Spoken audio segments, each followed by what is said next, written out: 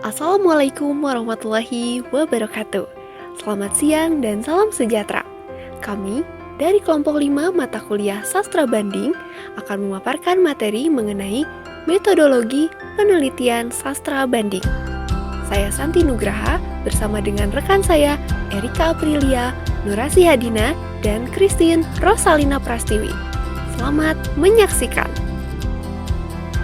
Fokus dan objek penelitian sastra banding. Yang pertama adalah fokus. Fokus penelitian tergantung pada faktor apa yang dominan di dalam karya sastra yang nantinya akan diteliti. Faktor dominan ini juga menjadi dasar teori dan pendekatan yang akan digunakan nantinya. Yang kedua adalah objek. Objek penelitian sastra banding bisa dari berbagai macam genre, seperti antar sastra lisan, antar sastra klasik, antar sastra nasional, serta antar sastra nasional dan mancanegara. Contohnya, sastra terjemahan. Dalam objek juga perlu memerhatikan pengumpulan data. Data yang telah dikumpulkan dimanapun dan kapanpun, kumpulan data dari apa yang sudah difokuskan sebelumnya, serta carilah data yang menguatkan dan cari teorinya. Selanjutnya ada pendekatan penelitian sastra banding. Yang pertama ada pendekatan intertekstual. Pendekatan ini ditemukan oleh Rifate dalam TU, dan teori ini memberikan kemungkinan untuk membandingkan karya sastra yang mempunyai latar yang sama.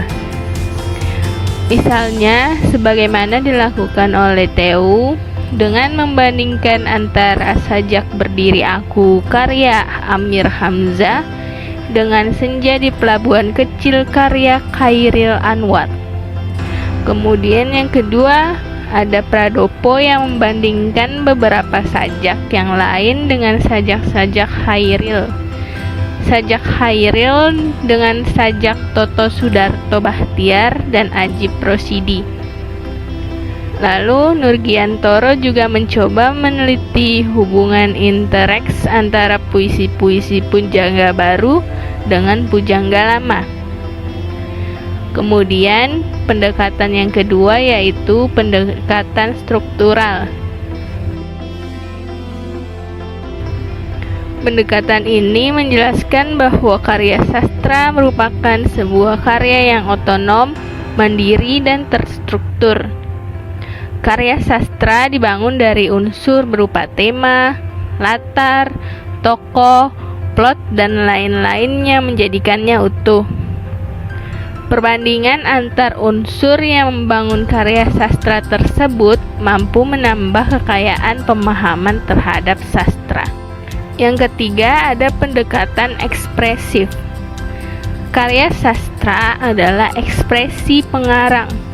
Pendekatan ini berkaitan erat dengan fenomena batin pengarang sebagai pencipta karya sastra.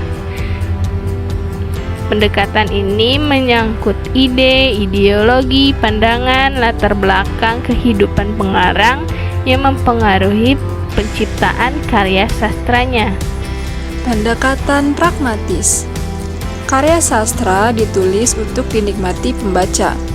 Pembaca atau peminat karya sastra tentunya mempunyai tanggapan, kesan, atau reseptif terhadap karya sastra yang dibacanya. Persamaan atau perbedaan tanggapan pembaca terhadap suatu karya sastra merupakan objek pendekatan pragmatis. Pendekatan mimesis. Karya sastra ialah peniruan atau pancaran atau cerminan fenomena kehidupan masyarakat. Karya sastra memuat berbagai fenomena kehidupan masyarakat yang dapat dikenali dan dihayati oleh pembaca. Fenomena kehidupan masyarakat merupakan objek pendekatan mimesis untuk mempertajam pemahaman terhadap karya sastra. Pendekatan genetik. Pendekatan genetik merupakan penelitian terhadap antar karya sastra yang memperlihatkan persamaan atas faktor asal, baka, keturunan, ataupun benih. Menurut Muhammad Bukhari Lubis dalam Husin 1994. Digunakan untuk menemukan asal-muasal sebuah karya sastra, sehingga ditemukan karya yang menjadi asal sumber penulisan karya sastra lainnya yang dianggap memiliki kesamaan.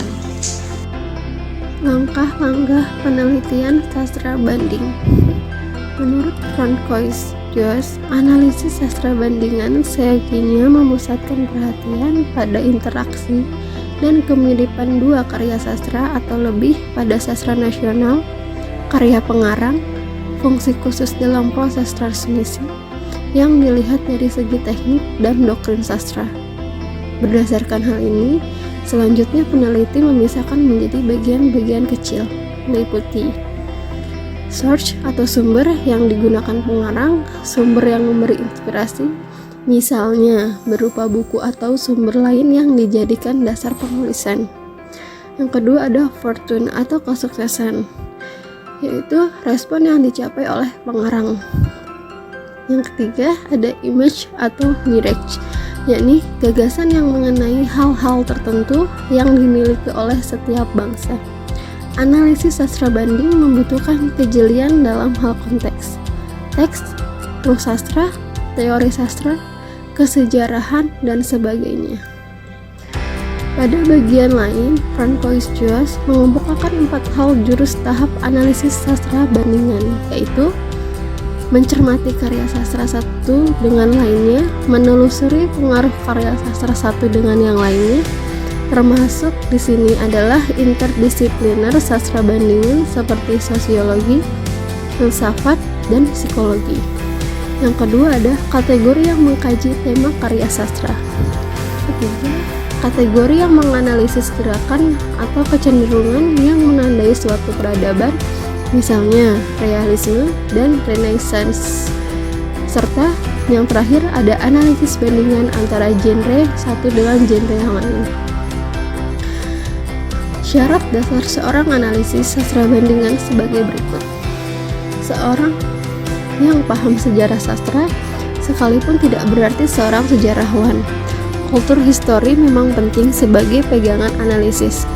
Namun, pengetahuan kritik sastra juga tidak boleh diabaikan. Penguasaan dan kepekaan mengenai dinamika sastra dan pertalian antara sastra dalam deretan kreativitas. Yang terakhir ada perlu membaca karya dalam bahasa aslinya, baru menurut terjemahan, salinan, saduran, baik disengaja maupun tidak disengaja. Di sisi lain, analisis bandingan harus mampu menemukan fenomena originalitas dan atau imitasi dari beberapa karya yang dibandingkan. Sekian pemaparan materi dari kelompok kami.